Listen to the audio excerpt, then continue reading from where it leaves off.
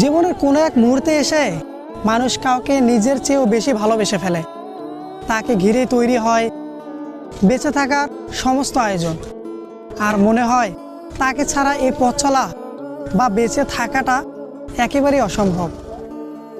যাকে নিজের চারপাশের পুরো পৃথিবী ভাবা হয়, মন অন্ধের মতো বিশ্বাস করতে শুরু করে যে এই মানুষটি অন্তত কখনো হাত ছেড়ে দেবে না। চোখের সামনে প্রতিটি স্বপ্নে কেবল তারই স্মৃতি ভেসে ওঠে এবং মনে হয় এই ভালোবাসাই জীবনের শেষ এবং একমাত্র আশ্রয়। কিন্তু সময় যত সামনে এগিয়ে যায়, চারপাশের পরিস্থিতি ও ভেতরের অনুভূতিগুলো তত জটিল হতে থাকে।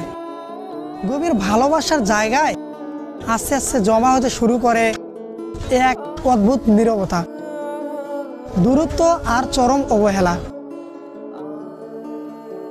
যাকে ছাড়া একটা মুহূর্ত কল্পনা করা যেত না, অবহেলার সেই চাদর জড়িয়ে সেই একদিন সবচেয়ে চেনা মানুষ থেকে সবচেয়ে অচেনা মানুষে পরিণত হয়। প্রতিটি দিন কাটে এক তীব্র মানসিক যন্ত্রণায়। হৃদয়ের গভীরে এক বিশাল ঝড় বয়ে যায়, অথচ এক বুক ভাঙা কষ্ট নিয়ে শান্ত হয়ে থাকতে হয়। অবশেষে ঠিক সেই মানুষটি জীবনের সবচেয়ে বড় এবং কঠিন শিক্ষাটা খুব সহজভাবে দিয়ে যায়।